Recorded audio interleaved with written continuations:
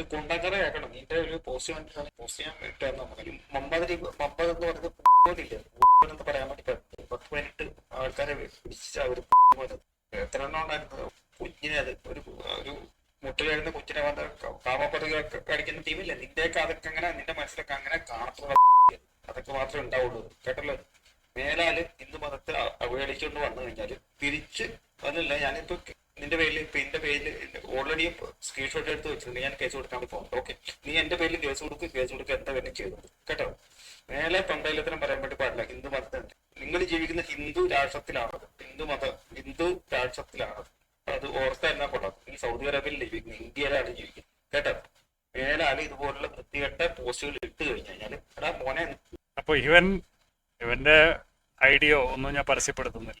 ഷാഗയിൽ പോയ ഒരു വെപ്പേപ്പെട്ടി എന്നുള്ള രീതിയിലേ ഞാൻ കാണുന്നുള്ളൂ. ഒരു പക്ഷേ ഭാവിയിൽ അത് മാറിയേക്കാം. അപ്പൊ ഞാൻ പ്രൊഫൈൽ നോക്കിയപ്പോ വാങ്കൂവറിലാണ് ആളുള്ളത്. അപ്പൊ ഇത്രയും ദേശസ്നേഹമുള്ള ഇവന്റെ ഭാഷയിൽ തന്നെ പറഞ്ഞാൽ, സംഘയുടെ ഭാഷയിൽ പറഞ്ഞാൽ മതം മാറ്റക്കാർക്ക് ഇവൻ കുഴലൂത്ത് നടത്തുകയാണ് അവിടെ പോയിട്ട്. അതാണ് ഇവന്റെ ദേശസ്നേഹം. എന്നിട്ട് ഇന്ത്യയിൽ ജീവിച്ച് ഇന്ത്യയിൽ മരിക്കാൻ ആഗ്രഹിക്കുന്ന, എനിക്ക് വിദേശത്ത് വേണമെങ്കിൽ പോകാം. മുസ്ലിങ്ങളുടെ പീഡനം ഏറ്റുവാങ്ങി ദുബായ് ജയിലിൽ 2 വർഷം കടന്നു. അത് ഇസ്ലാമിന്റെ പേരിൽ ബ്ലാസ്ഫമിയാണ് കേസ്. ഇന്ത്യയിൽ 2-3 കേസ് ഉണ്ടെന്നൊക്കെ പറഞ്ഞാൽ എന്നോട് അമേരിക്കയിലും UK-യിലും ഒക്കെ വന്ന് എന്നെ ക്ഷണിച്ചതാണ്. പക്ഷെ ഞാൻ പോയില്ലല്ലോ. ഞാനിവിടെ കാസർഗോഡ് സിറിയയിൽ ജീവിക്കുകയാണ്. എന്നോടാണ് ഇവൻ ഓരോരു ഹിന്ദു രാഷ്ട്രമാണെന്നൊക്കെ ഭീഷണിപ്പെടുന്നു. ഇവൻ എവിടെയാണ്? കണ്ട കാനഡയിൽ മറ്റുള്ളവർക്ക് കുഴലൂത്ത് നടത്തുകയാണ്. സംഖ്യയുടെ ഓരോ അവസ്ഥ നോക്കണേ. അപ്പൊ എൻ്റെ പേര് അബ്ദുൽ ഖാദർ എന്നാണ്. ഞങ്ങളുടെ നാട്ടാചാരം അനുസരിച്ചിട്ട് എൻ്റെ വാപ്പയുടെ പേരാണ് വെക്കേണ്ടത്. പക്ഷെ വാപ്പയുടെ പേര് വടുവെന്നായതുകൊണ്ട് വാപ്പയുടെ വാപ്പാന്റെ പേരാണ് എനിക്ക് വെച്ചിട്ടുള്ളത്, അബ്ദുൽ ഖാദർ എന്നുള്ളത്. അപ്പൊ അദ്ദേഹം ഒന്നും ഒരിക്കലും ഇന്ത്യ രാജ്യം കണ്ടിട്ടില്ല, ശിവജിയെ കണ്ടിട്ടില്ല. അദ്ദേഹത്തിന്റെ എത്ര തലമുറ കഴിഞ്ഞാലും ശിവജിയെയോ മുഗളന്മാരെയോ കണ്ടിട്ടില്ല. ഇവർ സനാതനികൾ എന്ന് പറയുന്ന പാകിസ്ഥാൻ, ഗുജറാത്ത്, കശ്മീർ, ഇത് ഏത് സ്ഥലമാണെന്ന് വരെ ഇവർക്ക് അറിയില്ല.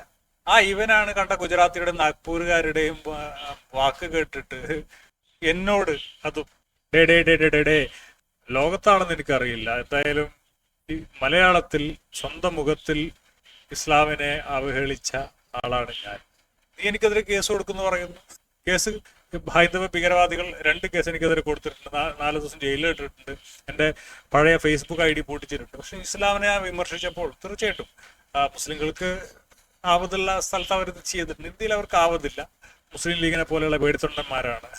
സംഘി ഗൾഫിൽ പോയാൽ വളരെ മാന്യനായിരിക്കും.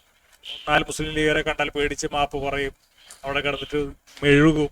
അതേപോലെ തന്നെയാണ് ഇപ്പൊ നീ ഇങ്ങനെ 2 വെല്ലുവിളി വിളിച്ചു കഴിഞ്ഞാൽ ഇവിടുത്തെ മുസ്ലിം ലീഗുകാരനും ജമാഅത്തുകാരനൊക്കെ തുറിയും മെഴുകുമായിരിക്കും. പക്ഷെ അതിൽപ്പെട്ട ആളല്ല ഞാൻ. ഇത് സിംഗമാണ്, മനസ്സിലായില്ലേ? അതിനായിട്ട് ദുബായ് ജയിൽ കഥകൾ വായിക്കണം. അപ്പൊ അതൊന്നും ഫ്രീ ആയിട്ട് നിങ്ങൾക്ക് പറഞ്ഞു തരില്ല. അപ്പൊ അങ്ങനെയുള്ള ഒരു സിംഗത്തെ ഇങ്ങനെയുള്ള കാനഡയിൽ കണ്ട ക്രിസ്ത്യൻ ഭീകരർക്ക് കുഴലൂത്ത് നടത്തുന്നവൻ വെല്ലുവിളിക്കണം. അതും എന്റെ വാക്ക് കേട്ട് ഗുരുപൊട്ടി തലയിൽ വെളിച്ചം കയറിയ ആളുകൾ ജനം TV-യിലൊക്കെ ഇരുന്നിട്ട് പറയുന്നത് കേട്ടിട്ട് ഹാലിളക്കിയിട്ടാണ് ഇവൻ എന്റെ നേരെ വന്ന് തിരിയുന്നത്. സംഖ്യയുടെ ഓരോരോ അവസ്ഥയെ. പിന്നെ ഇന്ത്യ ഹിന്ദു രാഷ്ട്രമാണ്, നീ അങ്ങനെ എന്തൊക്കെയോ ഓരോ വർത്തമാനമൊക്കെ പറയുന്നത് കേട്ടു. UAE എന്ന് പറഞ്ഞാൽ ഒരു ഭയങ്കര രസമുള്ള ഒരു രാജ്യമാണ്. UAE-യുടെ അകത്ത് ഒമാൻ എൻക്ലേവ്സ് ഉണ്ട്. ഈ ഷാർജ തന്നെ 4-5 എണ്ണം ഉണ്ട്. ഇപ്പൊ കൽബ ഒരു ഷാർജയാണ്, കോർഫുഖാൻ ഒരു ഷാർജയാണ്. ഇതൊക്കെ റാസൽ കൈമൊക്കെ കടന്നിട്ട് ഫുജേറൊക്കെ കടന്നിട്ട് പോയി കഴിഞ്ഞാലാണ് ഈ ഷാർജകളൊക്കെ കിട്ടുക. അംബ്രിയ ഒരു ഷാർജയാണ്. പിന്നെ ഒറിജിനൽ ഷാർജ ദുബൈയുടെ അടുത്ത് കിടക്കുന്ന ഷാർജ വരുന്നുണ്ട്. ദുബായ് തന്നെ 2 ഉണ്ട്. ഈ കൽബയുടെ അടുത്തൊരു ദുബായ് ഉണ്ട്, തഹത്ത. അപ്പോ അതേപോലെ നീ പറഞ്ഞ പോലെ മുസ്ലിങ്ങൾക്ക് ഒരു രാജ്യം ഹിന്ദുക്കൾക്ക് ഒരു രാജ്യമാണെങ്കിൽ ഇനിയും ഒരുപാട് വിഭജനം വേണ്ടി വരും. ഇങ്ങനെ ഒരുപാട് എൻക്ലേവ്സ് ആക്കി മാറ്റേണ്ടി വരും. ഞാൻ എന്തായാലും കട്ടലിൽ കിടന്ന് മരിക്കാൻ ആഗ്രഹിക്കുന്ന ആളല്ല. ഞാൻ പൊട്ടിത്തെറിച്ച് മരിക്കണം, അല്ലെങ്കിൽ ജയിലിൽ നരകിച്ച് മരിക്കണം എന്ന് ആഗ്രഹിക്കുന്ന ആളാണ്. അതുകൊണ്ട് മാതിരിയുള്ള ഭീഷണികളൊന്നും എന്നോട് വേണ്ട. അത് കണ്ട മുസ്ലിം ലീഗുകാരായ നായ്ക്കളോട് മതി എന്ന് പറഞ്ഞുകൊണ്ട് നിർത്തുകയാണ്. പക്ഷേ